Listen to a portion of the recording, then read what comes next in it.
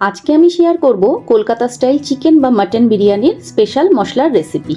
আর এই মশলার জন্যই কলকাতা বিরিয়ানির স্বাদ ও গন্ধ ভারতের অন্যান্য জায়গার বিরিয়ানির থেকে একদমই আলাদা হয়। তাহলে এই বিরিয়ানি মশলার উপকরণ ও পরিমাপগুলো দেখে নেওয়া যাক। আমাদের লাগছে গোলমরিচ বা ব্ল্যাক পেপার 1 টেবিল চামচ, সাদা গোলমরিচ বা হোয়াইট পেপার 2 টেবিল চামচ, শাহজিরা 2 টেবিল চামচ, ছোট এলাচ 12 থেকে 13টা, বড় এলাচ 2টো, দারচিনি 5 থেকে 6 টুকরো, কাবাব চিনি 2 টেবিল চামচ, স্টার অ্যানিস বা চক্রফুল 1টা, মৌরি 2 টেবিল চামচ, লবঙ্গ 1.5 টেবিল চামচ, জয়িত্রী 2টো, জায়ফল 1টা।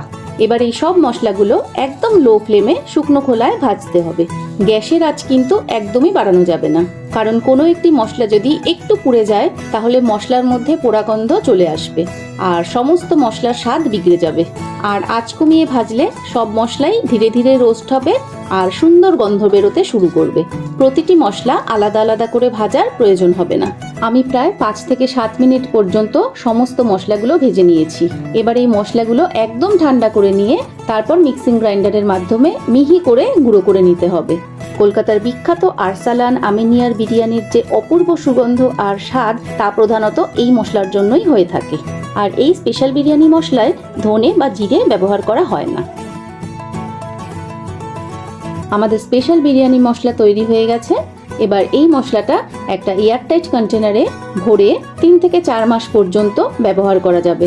প্রতিবার বিরিয়ানি বানাবার সময় আর মশলা তৈরির ঝামেলা থাকবে না। এবার তাহলে আর দেরি কিসের? রেস্টুরেন্টের মতো বিরিয়ানি বাড়িতেই বানানো হোক একদিন। তাহলে আজকে আমি আসি। সবাই ভালো থেকো আর আমার চ্যানেলটি সাবস্ক্রাইব করে পাশে থেকো।